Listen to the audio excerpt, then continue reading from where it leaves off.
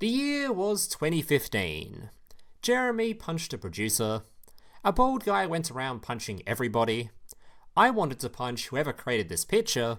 And this video's protagonist Tenki was about to attend a local Yu-Gi-Oh tournament. Now this tournament was set right in the middle of Necros format, where basically bringing any other art type to an event that wasn't Necros was like bringing a Prius to a race in Formula 1. But despite this, Tenki had other plans, as he wasn't really much of a meta slave, and just liked playing whatever decks he happened to be enjoying at the time, which in this case meant he was bringing Yang Zing to this event. For those of you that don't know much about this art type, Tenki describes it as a deck known for lots of floating effects and making synchros with goofy protections. Or if I quickly run that through a translator, it's safe to say he wasn't exactly expecting any results from this event. Our story begins at round 4 of the event, and the final round of the tournament. Up until this point, Tenki performed basically how you'd expect a Yang Zing deck to perform.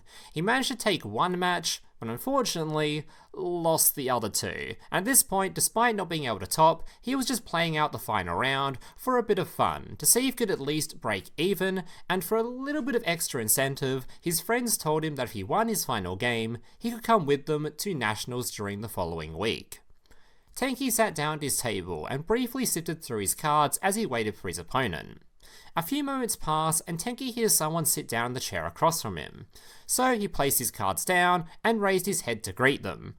But as the words were about to come out of his mouth, he hesitated.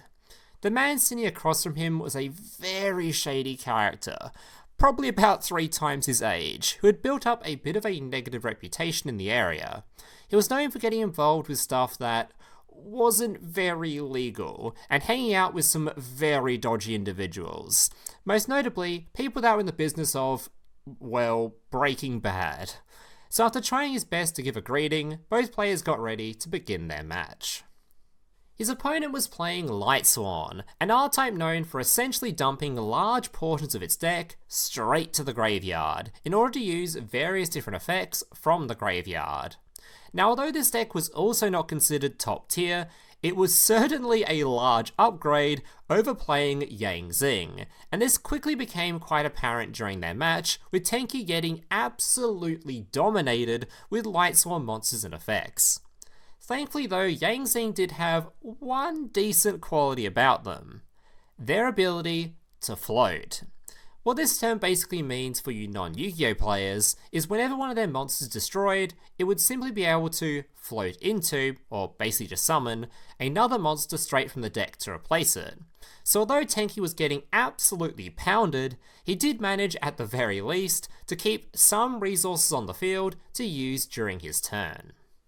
Using what little he had, Tenki managed to summon Yahtzee Evil of the Yang Zing.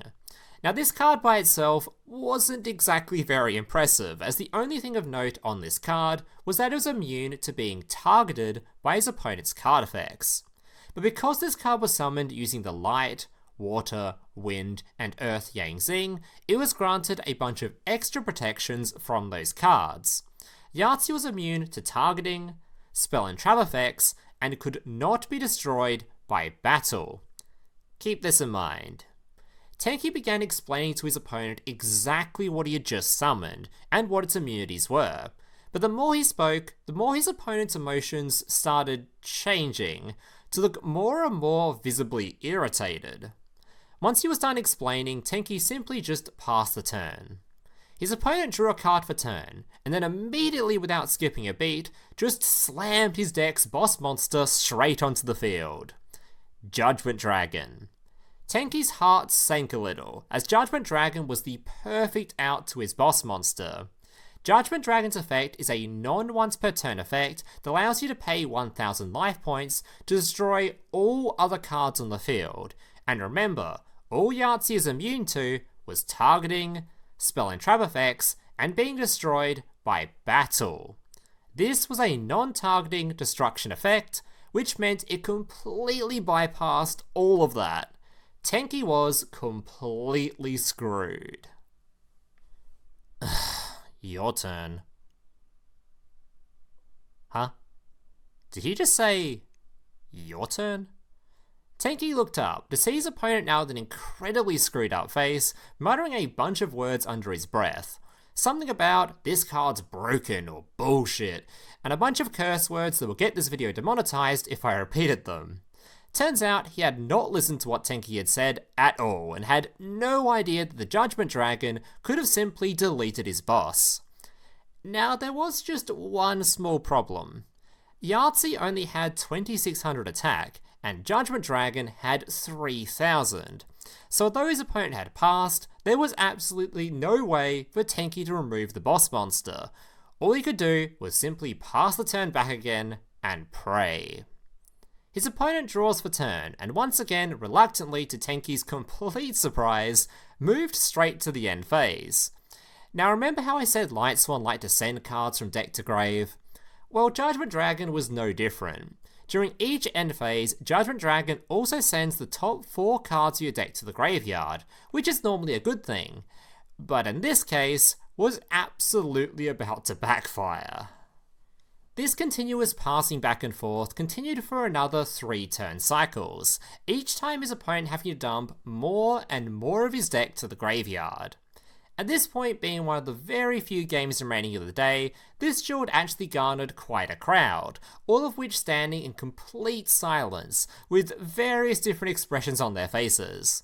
Some confused, some looking like they're about to burst out laughing, and all of which Tenki was begging in his head to please not give away just how stupid his opponent was being. A few more turns go by, and his opponent is just looking like he's about ready to break the table in half, with the mumbling under his breath now becoming much more loud and clear, and filled with quite a few complaints of stalling, and some rather nasty language. Eventually, the Judgment Dragon deletes the remaining cards of the deck, which in Yu-Gi-Oh! If you have no cards left in deck and are unable to draw, you simply just lose the game. Tenki had won the match. His opponent stood up and roughly nudged his chair to the side. "This is bullshit," before waddling over to his buddies, who were standing nearby watching the game. Tenki could hear his opponent was loudly venting about how busted and unfair Yang Xing was, and how he was cheated out of that win. And that's when he heard it.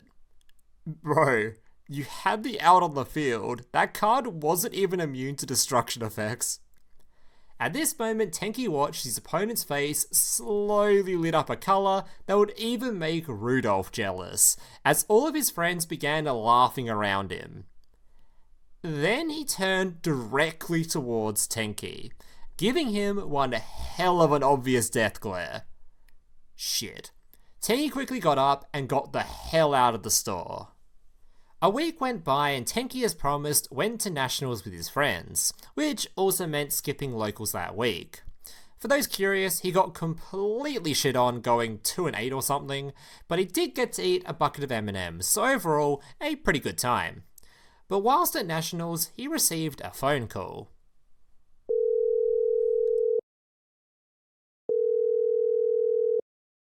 Hi, is this Tenki? It was the owner of the local card shop.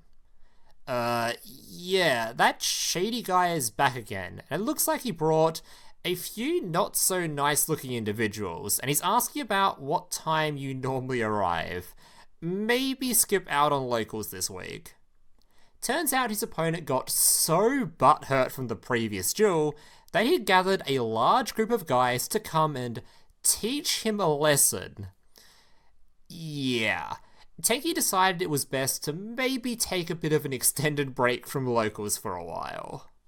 And that is going to mark the end of today's tale. For those wondering, Tenki did eventually return to locals a few months later and never had any issues again.